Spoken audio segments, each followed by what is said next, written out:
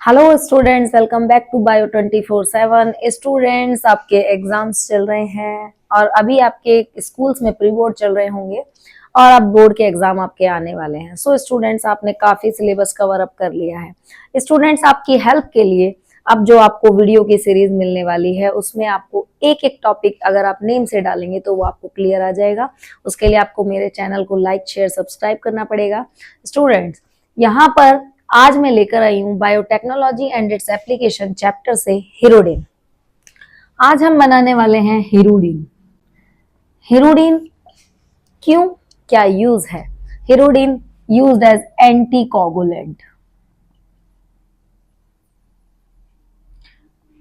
which is used in medicinal field, you know.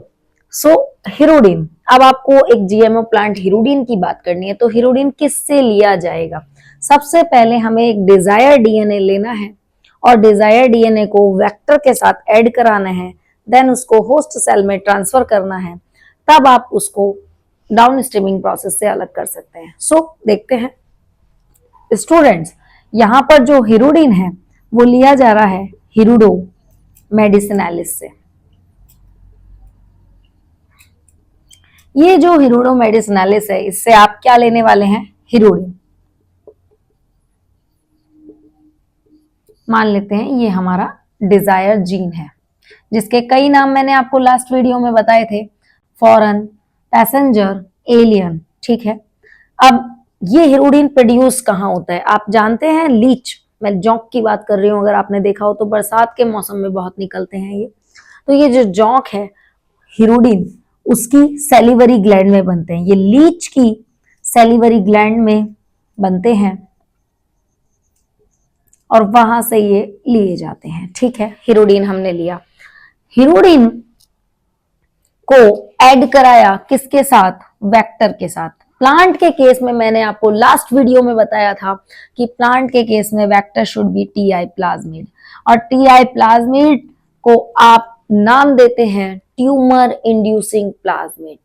Why it is called tumor inducing? Because it stimulates auxins and cytokinins which are responsible for cell division, and TI plasmid obtained from Agrobacterium tumefaciens।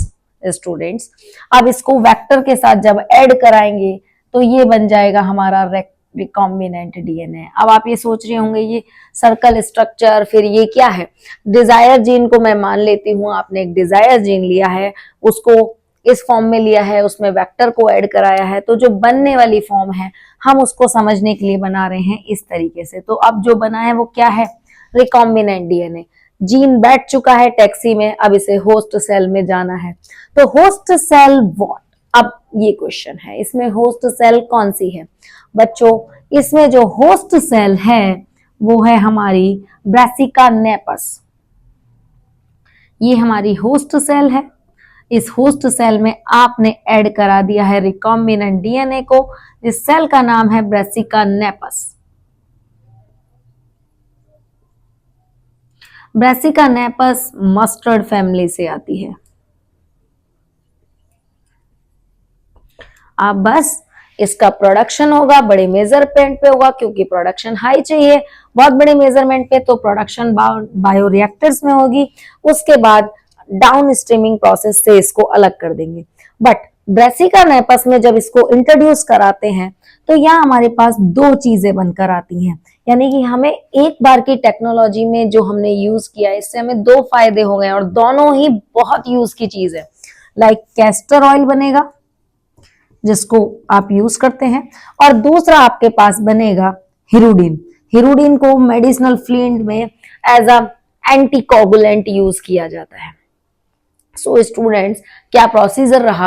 अब recombinant DNA को host cell में plant के case में डालने का जो method है वो है बायोलिस्टिक मेथड या जीन गन मेथड।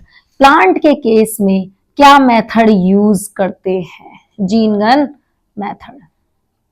और एनिमल के केस में माइक्रो इंजेक्शन, उस पर भी हम आएंगे। बट अभी आप डालेंगे टॉपिक के लिए हिरोडिन, तो आपको निकल के आएगा हिरोडिन का एक्सप्लेनेशन।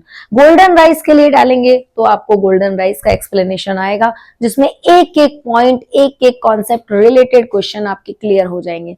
दोबारा से स्टार्ट करते हैं। एक हिरोडिन है, एंटीकोगुलेंट है। एंटीकोगुलेंट क्या करना है कि ये एंटीकोगुलेंट कैसे बना है, हिरुडो मेडिसिनालिस से। हिरुडो मेडिसिनालिस से आपने, यानी कि मैंने बताया एक एनिमल स्पीशीज है लीच, उस लीच से आप उसके सेलिवरी ग्लैंड में बनते हैं ये। अब उस लीच के सेलिवरी ग्लैंड से कौन सा जीन लिया गया, हिरुडिन। हिरुडिन को वेक्टर के साथ ऐड किया गया। प्लांट के केस में लिया जाने वाला वेक्टर है टीआई प्लाज्मिड। अब वेक्टर को ऐड कराने के बाद, vector is as a taxi कि भाई होस्ट सेल तक जाने के लिए कोई साधन तो चाहिए ना, तो ऐड कराने के बाद बना रिकॉम्बिनेंट डीएनए। प्लांट के केस में रिकॉम्बिनेंट डीएनए को होस्ट सेल तक डालने का जो मेथड होता है वो है जीन गन मेथड, और इसमें brassica napus is a host cell. ये ब्रेसिका नेपस मस्टर्ड फैमिली से बिलोंग करती है। तो हमारे पास यहाँ दो प्रोडक्शन आई, एक आया कैस्टर ऑयल और दूसरी प्रोडक्शन आई हमारे पास हिरोडिन। हिरोडिन को फिर मेडिकल फील्ड में यूज किया जाता है, ये ऑयल है, इसको एज अ ऑयल यूज किया जाता है। स्टूडेंट्स, अगर हमारे पास इस टॉपिक से रिलेटेड एक और क्वेश्चन आपके दिमाग में आ रहा हो तो वो है आर्टिफिशियल हिरोडिन, यानी आर्टिफिशियल भी यूज किए जाते हैं क्या ये।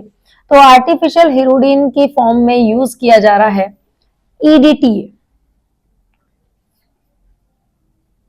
जिसका फुल फॉर्म है थिलिन डाइअमाइड टेट्राएसिटिक एसिड। ये आर्टिफिशियली भी यूज किया जा रहा है, बायोटेक्नोलॉजी ने भी इसे बना दिया है और आर्टिफिशियली भी इसको यूज किया जाता है। ये कैल्शियम को एक तरीके से ये एज अ चिलेट यूज किया जाता है, मतलब कैल्शियम को बाइंड करके रखता है।